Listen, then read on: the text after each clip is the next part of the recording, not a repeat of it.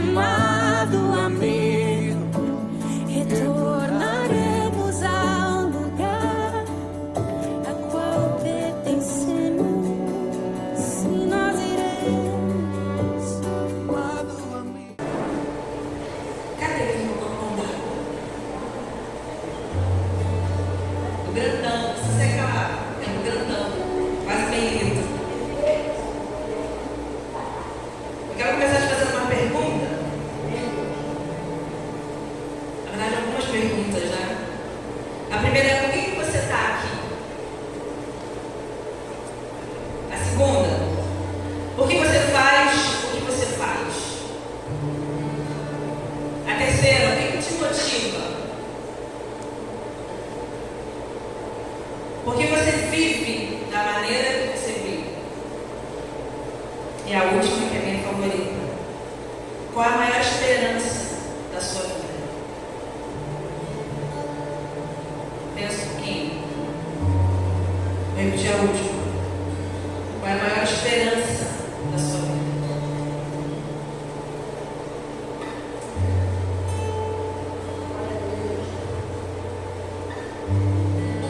Geralmente eu sou bem acelerada, mas hoje vamos ir devagar, bem? A princípio, não sei, no meio já. No meio para frente eu sei, a princípio. Pretendo ir devagar. Qual a sua maior esperança? Quando eu pensava sobre esse tema e o Senhor ministrava algumas coisas ao meu coração, um dos versículos que ele me lembrou foi esse, da 1 Coríntios, capítulo 15, versículo 19. Diz assim: se a nossa esperança em Cristo se limita apenas a esta vida, somos as pessoas mais infelizes desse mundo. Repetir.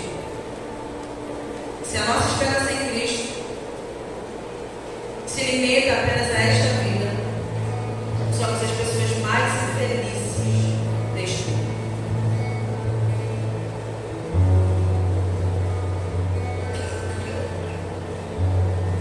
Qual é a maior esperança da sua vida? Se a sua... Vamos voltar, né? Esperança. O que é esperança? É a gente esperar algo positivo, algo vindouro, né? Eu espero algo bom que vai chegar na minha vida. Eu tenho uma esperança.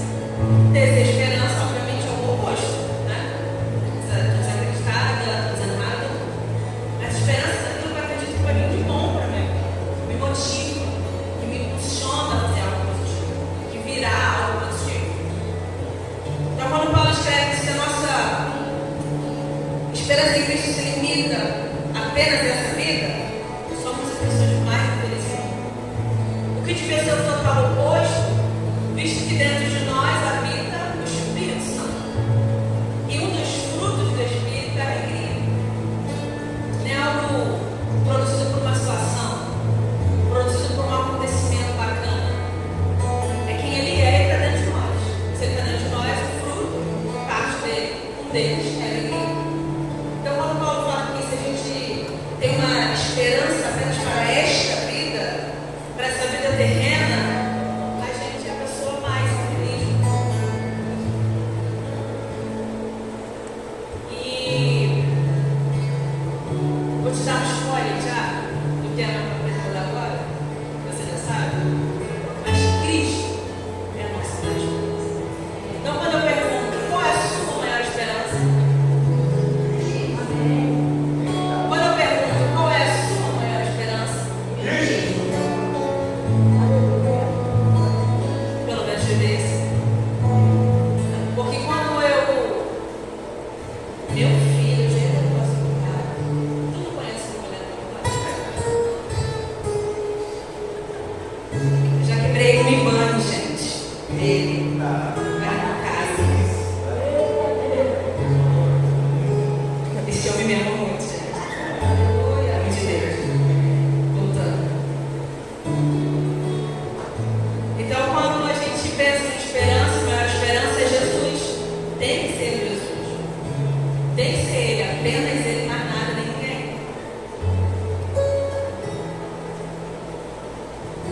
Por isso que, por vezes,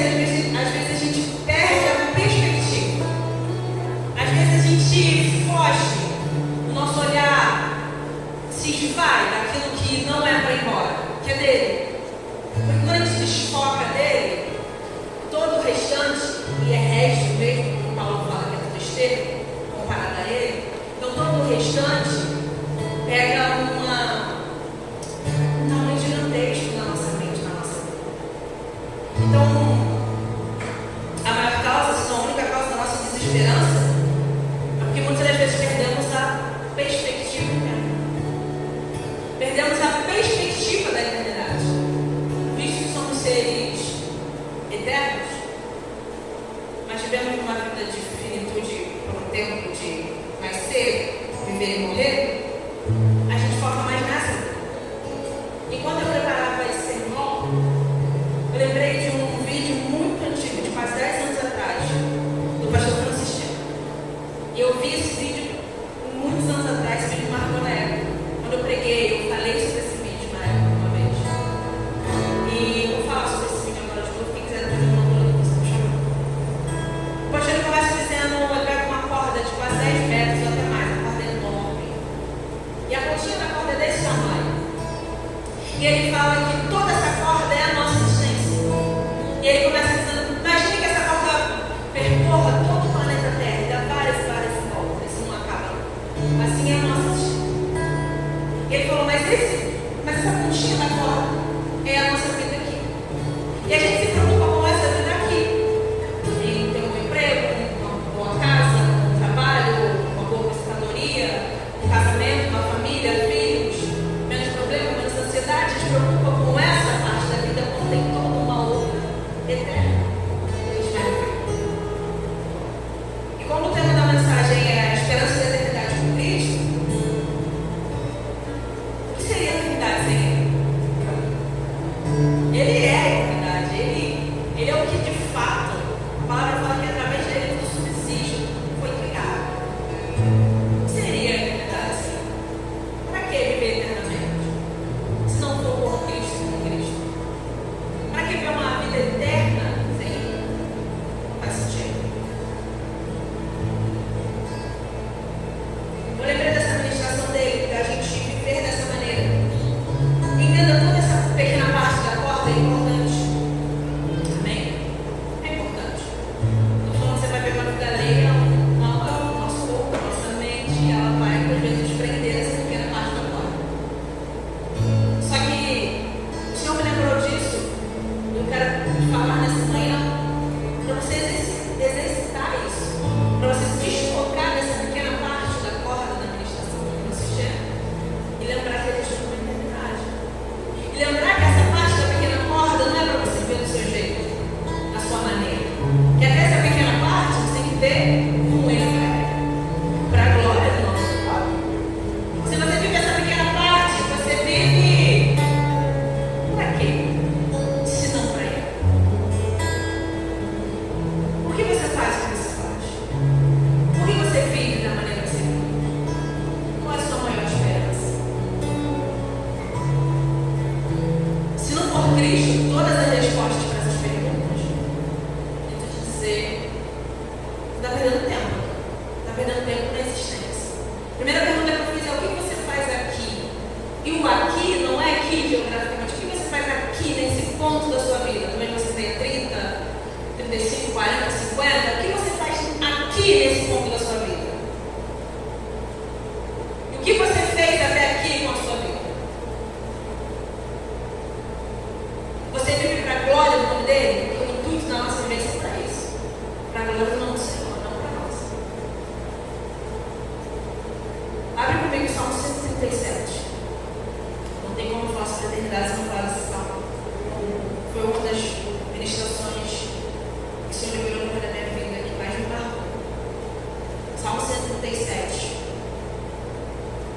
versículo 1 diz assim: Nas margens do rio da Babilônia nós assentávamos e chorávamos, lembrando-nos de Sião. Com salgueiros que lá havia, penduramos as nossas armas. Mas aqueles que nos levaram cativos nos pediam canções. Os nossos opressores queriam que fôssemos alegres, dizendo: Cantem para nós um dos cânticos de Sião. Mas como poderíamos entoar cântico ao Senhor em uma terra estrangeira? Se eu me esquecer de você, ó Jerusalém, que a minha mão direita se resseque, que a minha língua fique colada na sua boca, se eu não lembrar de você, se não preferir Jerusalém, a minha maior alegria. Aqueles estavam cativos em Babilônia, penduraram as armas dos salgueiros, pessoal estava pedindo para eles cantarem, e eles falam como é que a gente vai cantar a canção ao Senhor na terra estrangeira. E aí ele fala, o salmista fala a frase, acho a seguinte frase: se eu me esquecer de você, Jerusalém, que a minha língua grude no céu da boca, que me aborrecer. O que é isso? Para que cantar? Para que cantar? Se não for canções ao Senhor. E por que cantar as canções do Senhor na terra estrangeira? O título desse salmo é Saudade de Sião. E como não ter saudade desse lugar, daquela terra natal deles? Como eles não teriam saudade daquele lugar que eles cresceram, que eles conheciam? Como a gente vive da maneira que vive, sem saudade de Sião? Saudade do lugar que nunca fomos, usa a música, né? Como que a gente vive num lugar, ou vive da maneira que vive, sem Cristo ser a nossa maior esperança? Como é que a gente vive essa vida não esperando a eterna? Porque a eterna é Ele, é estar com Ele. Ele é a nossa maravilha. Ele é a nossa maior esperança. Qual é a sua maior esperança? Qual é a sua maior alegria? O que você vê? Pelo que você se move?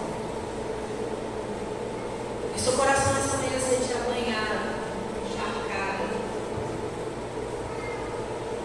por esse amor, por essa saudade da Nova Jerusalém que você nunca pisando, mas um dia pisaremos. A palavra fala que ela vai descer do céu. Você para novos céus e nova terra. Como não ansiar isso? Como não ter isso? Como não ter essa expectativa por isso? Porque a gente está perdido nos nossos problemas e dilemas. A gente está afogando e se afogando em ansiedade, problema. E como eu disse, tudo isso é natural do ser humano, da nossa carne, o pecado é muito comum, nosso tudo. Mas isso não deve nos mover. Isso não deve ser determinante para a gente acordar ou não acordar da cama, levantar da cama. O que deve nos mover é essa ansiedade de vê-lo, de contemplar a face dele. João, quando ele fala lá em Apocalipse capítulo 1, ele começa a descrever. Fala, eu ouvi uma voz e virei para ver. Quando eu vi, aí eu desespero. Tudo que o Senhor, tudo aquilo que o Senhor glorificado estava ali na frente dele representando. E João era um cara que não podia Jesus, era próximo dele. Mas ao vê-lo, João tremeu, temeu, caiu no chão, com medo, como se fosse um esquecimento. Ele viu um ser de glória que ele nunca tinha visto na vida. Ele viu o amigo dele, Jesus, mas completamente diferente. Ele conhecia aquele Jesus durante muitos anos, mas aquele Jesus que ele viu era em glória, era diferente. O rosto dele brilhava como o sol. Os olhos dele pareciam que tinham chamas de fogo. Da boca dele saiu uma espada afiada. Os pés dele brilhavam, tinha um cinto. E João começa a descrever aquele Jesus. Como não ansiar por esse Jesus? Como não ansiar por esse homem que morreu, ressuscitou, está sentado no Pai? Como não ansiar por isso? A esperança da eternidade é Cristo. A expectativa de uma manhã não é só como, são sonhos e projetos. Isso é muito legal, temos que ter mesmo. Mas a maior expectativa tem que ser Ele. O seu maior anseio tem que ser Ele.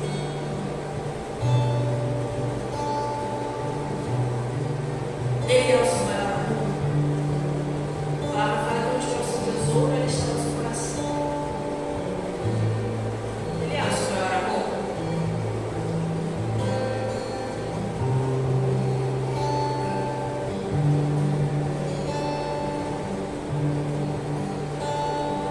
Cristo em nós, a esperança da glória.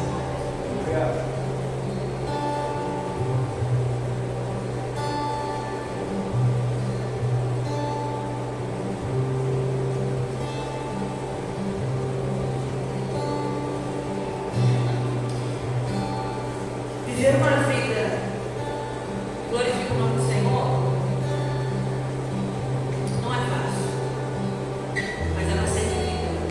Porque isso que a palavra fala, quando a gente ouviu aqui o tempo atrás, né? Se está na Bíblia, dá para ser feito. É porque existiu e existe. É possível. Existe um jeito, uma maneira de esperar por ele. Abra sua Bíblia em Tito, capítulo 2.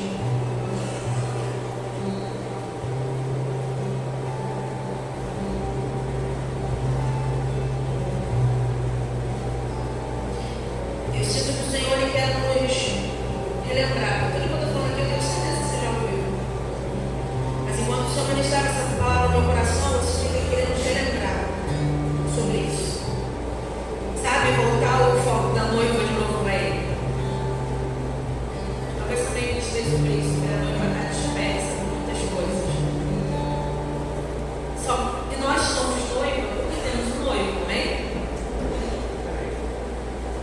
Mas se a noiva não se prepara, se a noiva não está esperando por esse noivo, não é noiva. Ela é qualquer outra coisa, menos noiva. Se uma noiva não se prepara, não se guarda para o noivo, tem que ela. Então tem um jeito, tem uma maneira de nos prepararmos por ele e para ele. Tito capítulo 2, versículo 11 diz a seguinte coisa: porque a graça de Deus se manifestou trazendo salvação a todos. Ela nos educa para que, renegadas a piedade e as paixões mundanas, vivamos desse mundo de forma sensata, justa e piedosa, aguardando a bendita esperança e a manifestação da glória do nosso grande Deus e Salvador, Jesus Cristo. Ele deu a si próprio, ele deu a si mesmo por nós, a fim de nos remir de toda iniquidade e purificar a si mesmo um povo exclusivamente seu, dedicado às boas obras. Um povo exclusivamente dele, não um povo que é dividido, não um povo que tem um coração ora cá, ora lá, ora eu estou com Deus, ora eu não estou. Mudei uma segunda-feira esquisita, não quero Deus aqui, mas na terça que eu quero. É exclusivamente dele. E Paulo, que na carta a Tito, ele fala a seguinte coisa: porque a graça se manifestou trazendo salvação. E a graça, a gente sabe que ela nos alcança toda vez que pecamos.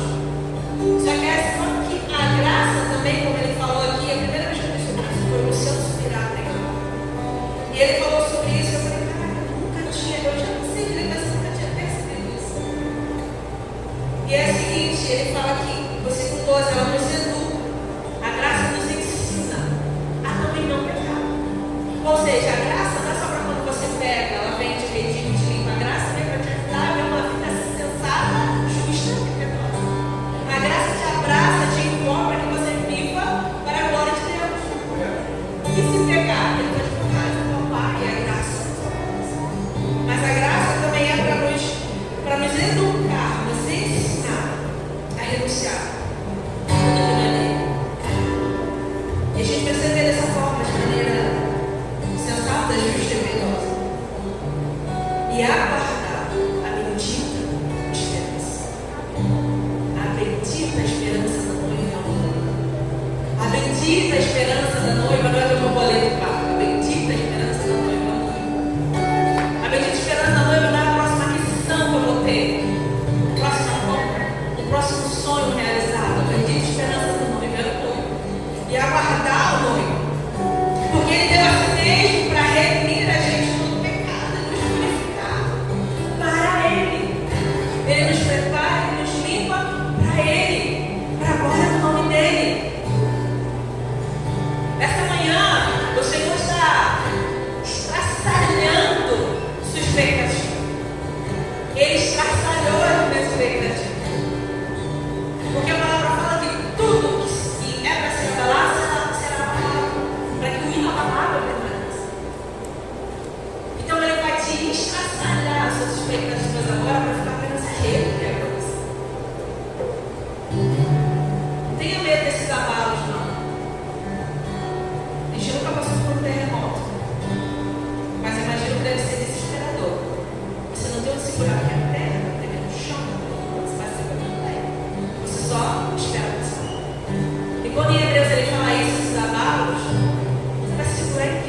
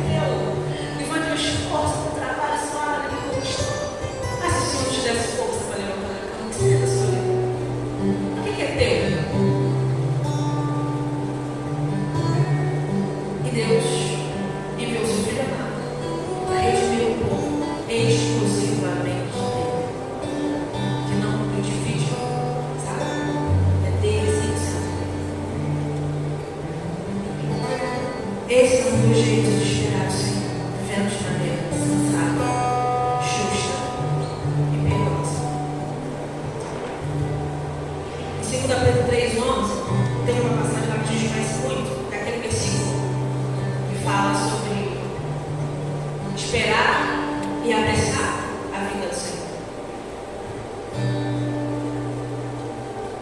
E a maneira que Pedro também fala lá sobre esperar e apressar a vinda do Senhor é desse jeito, de maneira justa, de maneira sã, com reverência, aguardando essa bendita esperança do Senhor.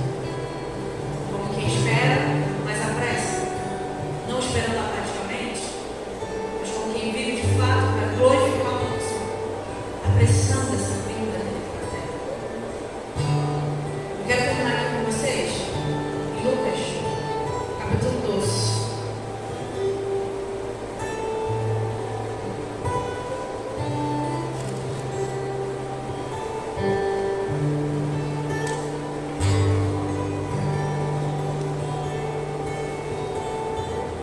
Lucas 12, versículo 35.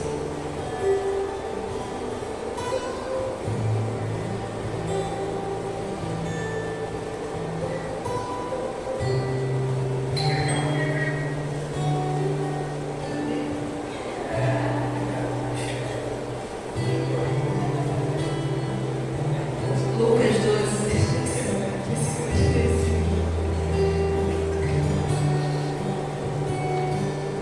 Estejam preparados com o corpo cingido e lamparinas acesas.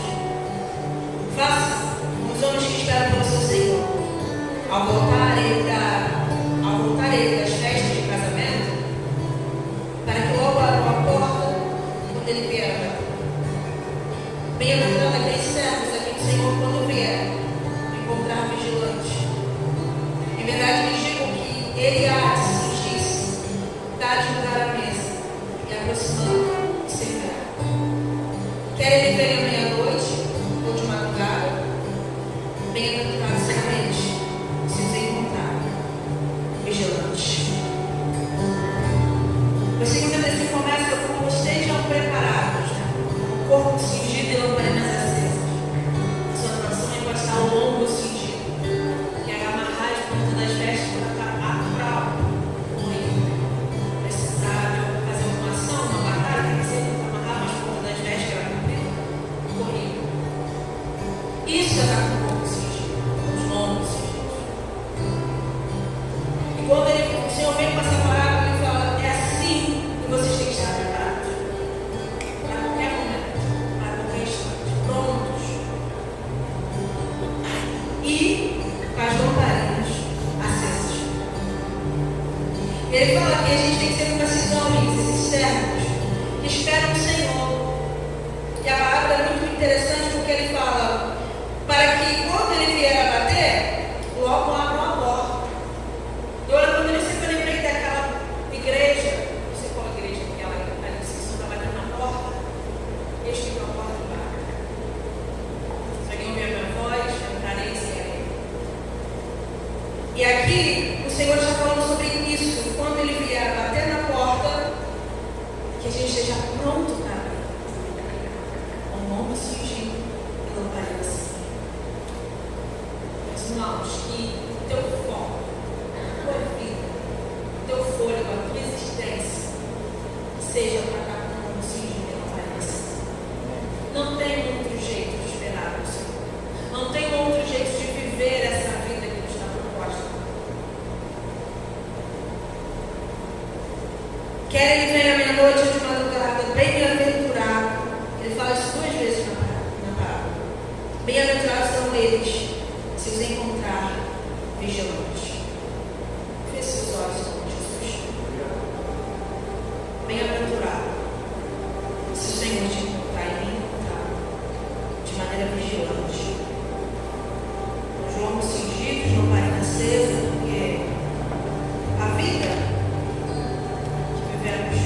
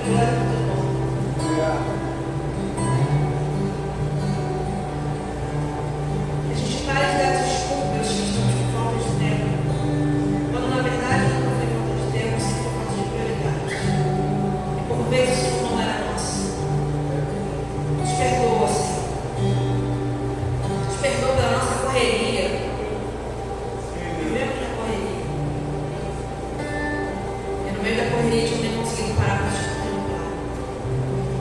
Parar para olhar nos seus olhos como chama de fogo. Para ver como a sua face brilha como o sol.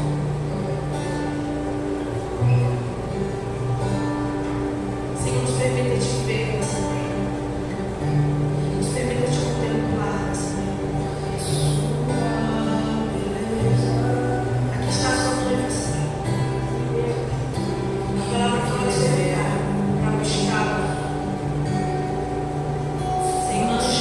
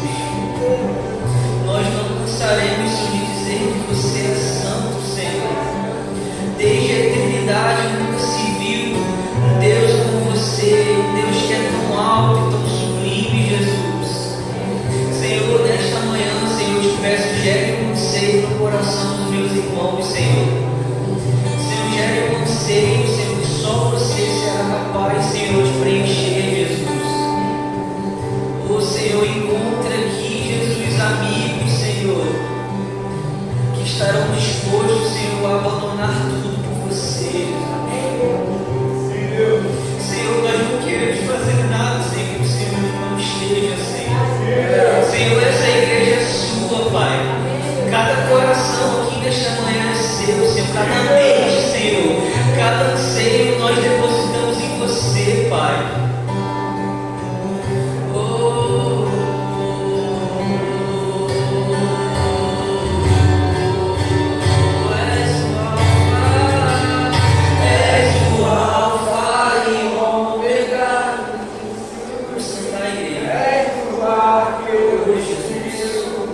Tudo pra mim, tu és Jesus.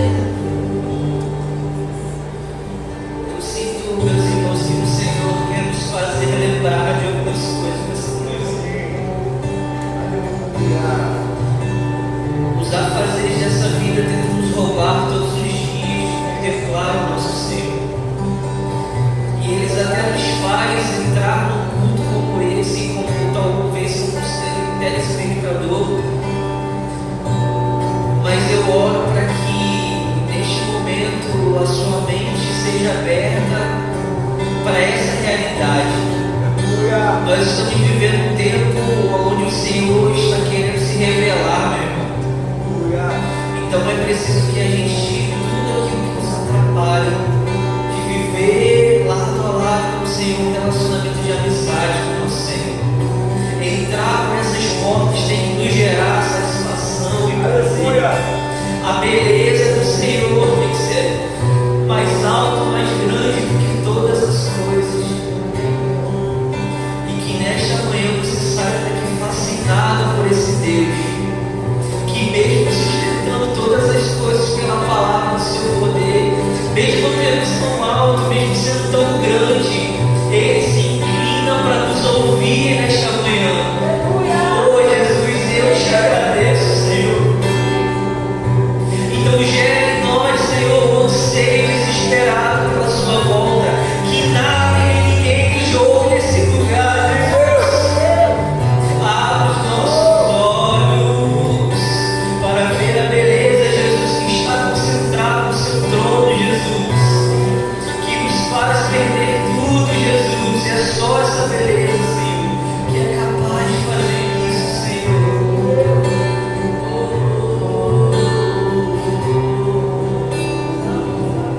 Eu gostaria de tirar esse momento, meu irmão. Não tenha pressa, meu irmão. Eu sinto que o Senhor ainda tem muito por fazer, meu irmão. E isso vai durar na sua semana até a volta do Senhor. Em nome de Jesus, chega esse momento, diga palavras que engrandecem o nome do Senhor. Vamos como igreja tirar esse momento, que o Senhor coloque palavras na sua boca. Se você tem dificuldade, se você tem dificuldade de externar o amor que você sente pelo Senhor, eu oro para que o Senhor Ele reaviva em você aquele amor lá no início. É algo que o Senhor tem falado muito no meu coração nesse tempo. É preciso relembrar, meus irmãos. É preciso trazer a memória. É preciso que nunca falte lágrimas nos nossos olhos. Então, neste momento, comece a exaltar o nome desse Senhor, meus irmãos. Grandes homens na história perderam a sua vida por Jesus. Então eu oro para que essa mesma beleza nos fascine, meus irmãos.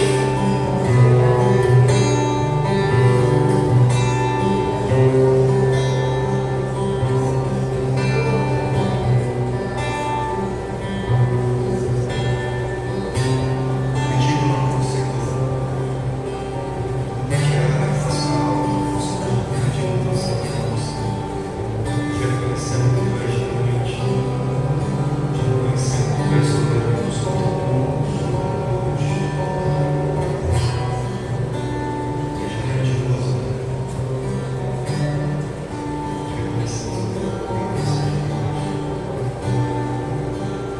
nós estamos agradecidos pela salvação, por todos os livramentos, por todas as vezes que estamos sendo